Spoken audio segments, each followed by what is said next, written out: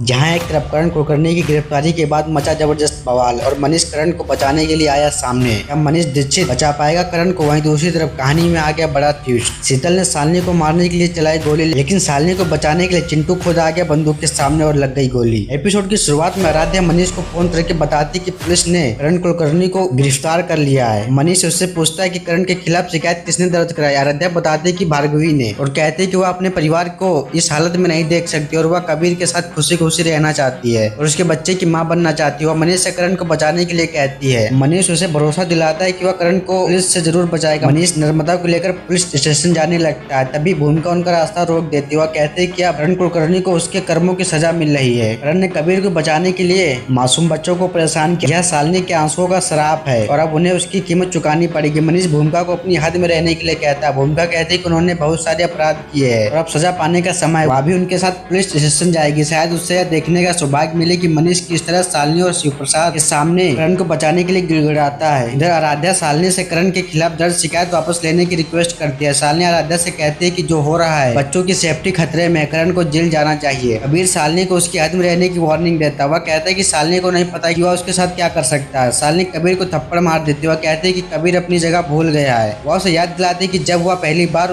उससे मिला था तब भी उसने उसे थप्पड़ मारा था और वह उस थप्पड़ को भूल गया है। शिव प्रसाद भी कबीर को चेतावनी देता है और धमकी देता है कि उसकी हालत ऐसी कर देगा कि उसका अपना बच्चा भी नहीं पहचान पाएगा। शिव प्रसाद कबीर से कहता है कि उसकी माँ सही थी, उसने एक प्रिंसिपल होने के नाते अपना कर्तव्य निभाया हुआ है। अच्छी माँ और पत्नी है, जबकि कबीर और उसका पिता अपराधी है। शिव प्रसाद कबीर का कॉलर पकड़ लेता है। इसी बीच मनीष पहुंच जाता है। गुस्से में शिव प्रसाद से पूछता है कि एक पुलिस अधिकारी के सामने किसी की कॉलर पकड़ने की हिम्मत कैसे हुई। वो पूछता है कि आखिर यह सब ड्रामा क्या चल रहा है। तभी बलराम और उसकी टीम मनीष का मजाक उड़ाते हैं। वे कहते हैं कि आज करण जेल जाएगा और कल कबीर की बारी होगी। नर्मदा शालिनी से रिक्वेस्ट करती है कि करण को माफ कर दो। शालिनी कहती है कि क्यों माफ करे। बताती है कि करण ने कई बार उसे जान से मारने की कोशिश और उसके बच्चों का किडनैप तक कर लिया, ऐसे में वह उसे कैसे माफ कर दे। शालिनी कहती है कि भार्गवी यहीं मौजूद है और अब बात उसी से करनी होगी। नर्मदा भार्गवी से शिकायत वापस लेने की विनती करती है और उसे याद दिलाती है कि वह कबीर की मां है। करण भी भार्गवी को शिकायत वापस लेने के लिए कहता है, लेकिन भार्गवी साफ इनकार कर देती है कि वह शिकायत वापस नहीं लेगी और बच्चों की सुरक्षा के साथ कोई जोखिम नहीं ले सकती। इसके बाद शिव प्रसाद करण कुलकर्णी को जेल लेकर चला जाता है। मनीष आराध्या को दिलासा देता है कि वो करण को बचा लेगा। इसके बाद आराध्या मल्हार से करण की मदद करने के लिए कहती है। मल्हार उसकी बातों को नकारते हुए कहता है कि ये केस खुद भार्गवी ने किया तो इसमें मैं कुछ नहीं कर सकता। एपिसोड खत्म होता है। अगले एपिसोड में शिव प्रसाद अपने बच्चों को लंच के लिए बाहर ले जाता है। तभी शीतल अपनी बंदूक तान देती है। शालिनी को बचाने के लिए चिंटू खुद बंदूक के सामने आ जाता है और शीतल गोली चला देती है। अब देखिए अगला खतरनाक एपिसोड कल।